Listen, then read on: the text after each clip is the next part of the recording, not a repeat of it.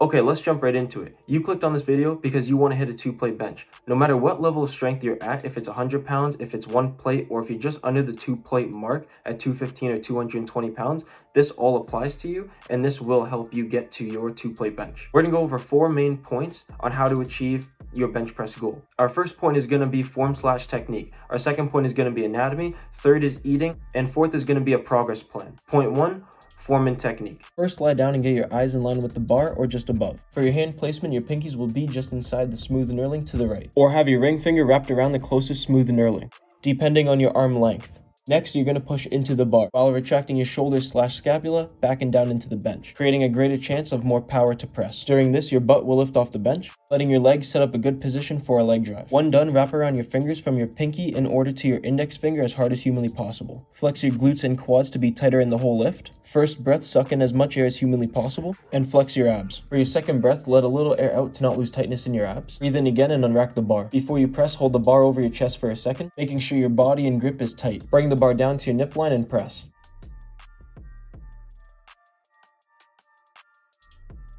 Okay, so for flat dumbbell bench press, what you're gonna do, you're gonna grab your dumbbells, lean back, you're gonna put your shoulders back, so retract your scapula,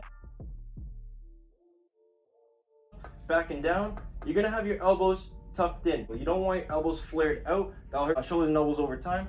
So you're gonna have your straight wrists in line with your elbows and your shoulders. Eyes to the sky, big breath in, push over your chest. Dumbbells do not need to touch. Come right back down. Pay attention to where your wrists and elbows are going. Push up again, all the way down. Big stretch through your chest. Push all the way to the top. So a few things I like different about the dumbbell bench press compared to the barbell is in this one you get a bigger range of motion. So your hands can go actually past, giving a deeper stretch through your chest, as the bar will stop right at your chest around here. So practicing this will let you get a deeper stretch and become used to it.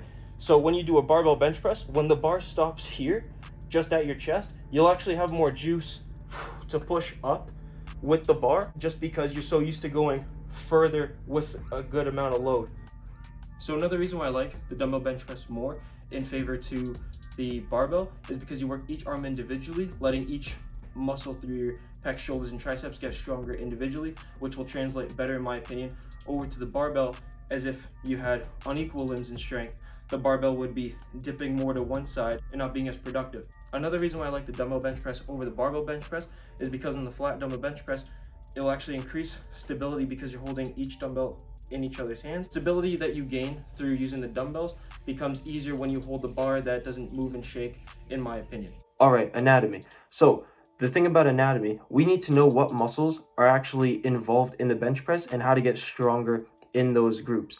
So the first muscle that we're working is our chest, our second is going to be our shoulders, and our third is going to be our triceps. So our first muscle group is going to be chest. So to get the obvious out of the way, it's flat dumbbell bench press and flat barbell bench press. So my other two options is actually an incline dumbbell bench press and an incline barbell bench press. A quick note, I wanted to say that you will get more out of your upper chest, more work, if it's on a first clip on an incline or second clip on an incline. Most people will put the higher of the incline, the more they think will go in their chest, but the taller you actually go, the more this becomes a shoulder press, leading on to your front delts more than actually upper chest. My favorite is clip number 2, but on my upper body days 1, I use the second clip, and on my upper body day 2, I will actually use the first clip. Moving on to the second muscle, the shoulders, specifically the front delts. Now, most people's front part of the shoulder are already overdeveloped just because of all the pressing movements that they do. But the ones that are going to increase the strength and translate more to the bench press than any other ones are shoulder presses with dumbbells or a barbell or the Smith machine. Choose your favorite variation and stick with that. My favorite is the seated dumbbell bench press with not a 90-degree angle, but a 2-clip back from 90-degree. 90-degree bench, 2. So I'm not putting a lot of pressure on my lower back or my lats while allowing my front delts to take majority of the load, if not all of it. Now, if you're one of the few people that have underdeveloped front delts, an isolation exercise you can do is front raises with dumbbells is my favorite.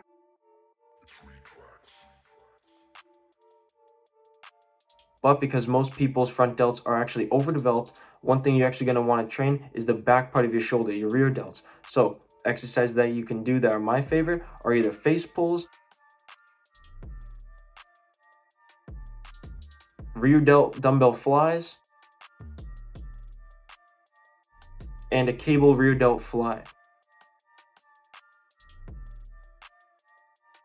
Choose one, do your favorite one, and perform that. Third muscle group, the triceps. The two exercises that I think are the very best to develop strength in your triceps is the close grip bench press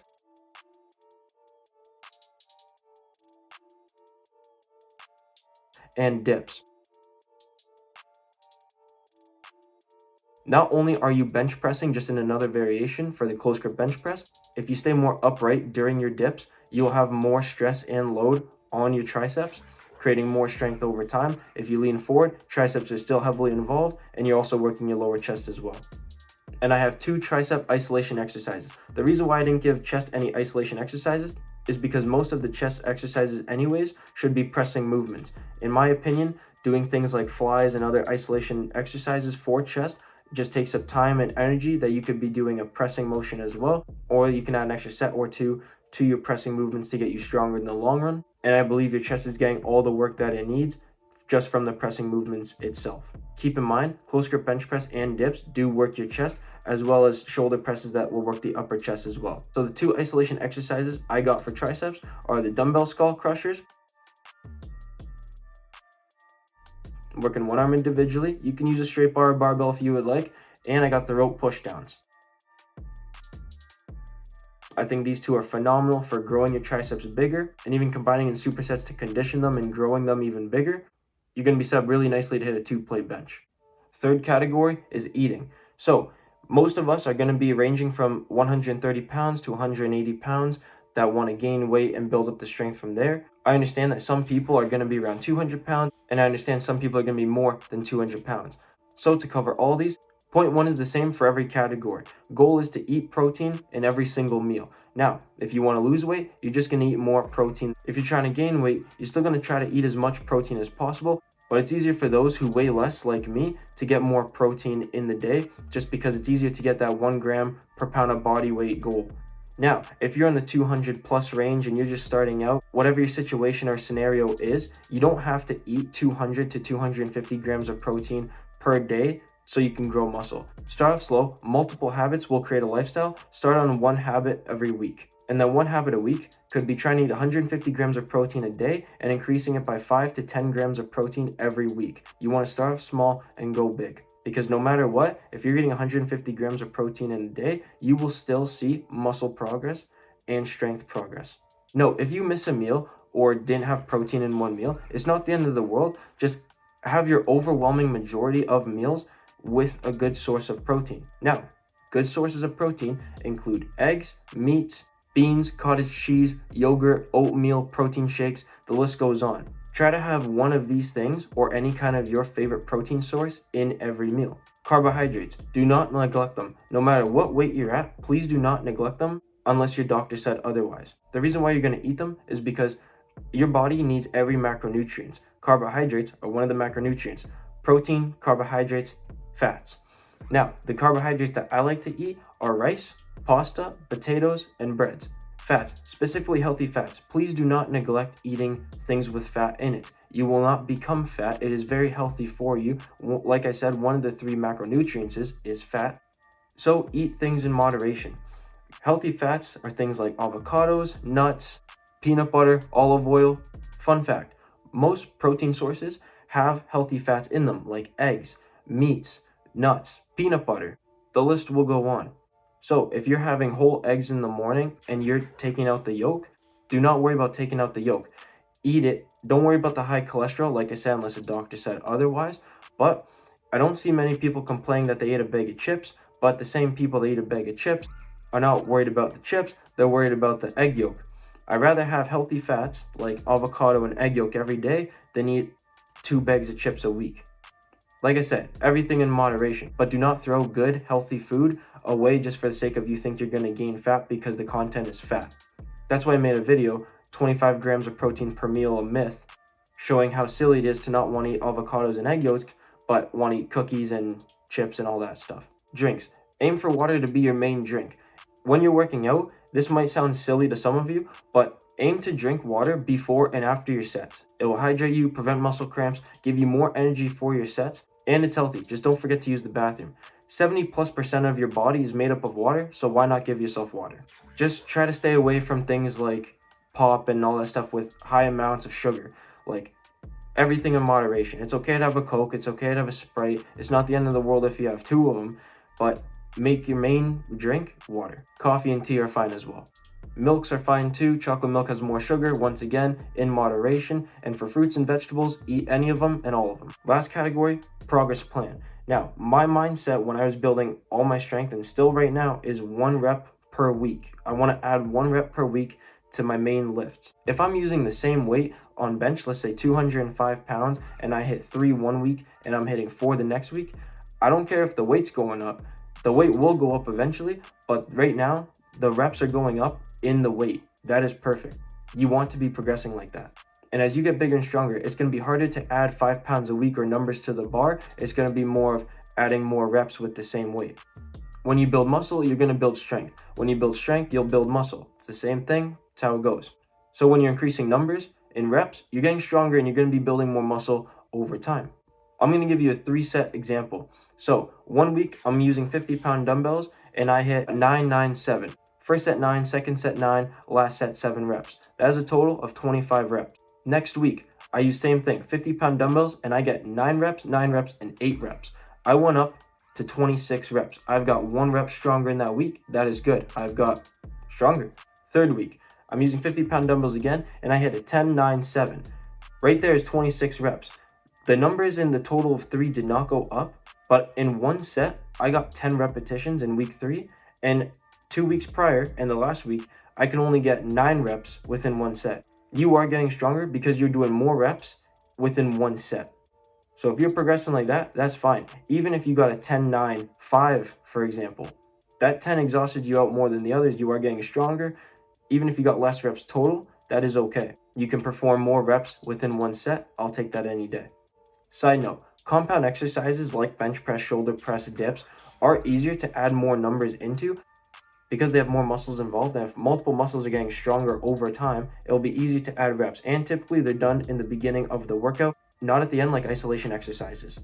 So long story short, if your compound lifts are going up, which is what you want, and your isolation movements like rope pushdowns and skull crushers and lateral raises, they're not really going up as fast, that's normal, and I'll take that any day. But your numbers and repetitions will be getting stronger over time in your isolation exercises. It's just going to take longer. That's the only thing. So don't freak out if you're not seeing strength in your isolation movements. Remember, you're not training to get stronger in your skull crusher, so to speak. You're training to get your bench press up to 225 pounds.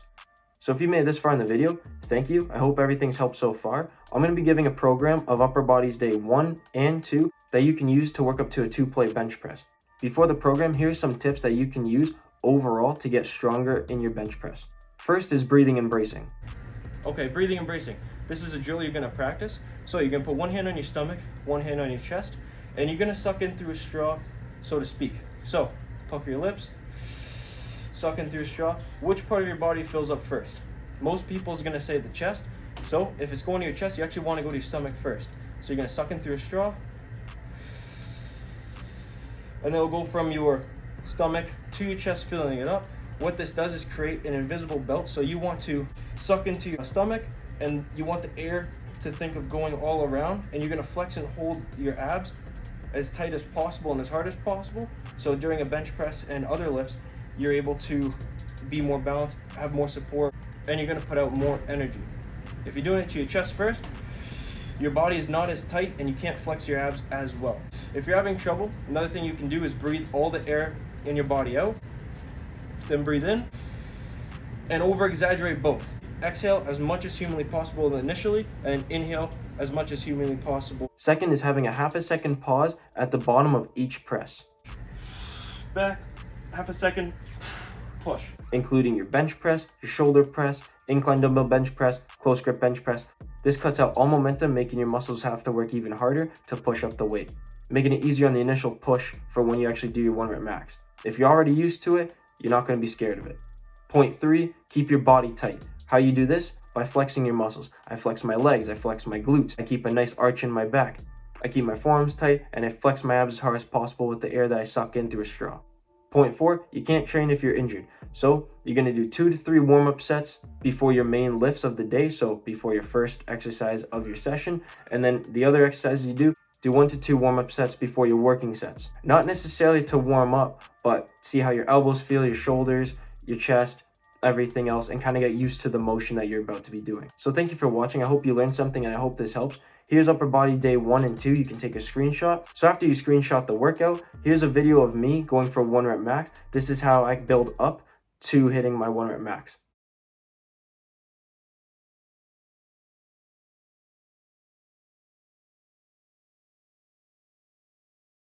If you found this video helpful, add a like, subscribe, and comment what your current bench press is at and what your goal is. And if you'd like to share what part of the video helped you out the most, please feel free to comment that too.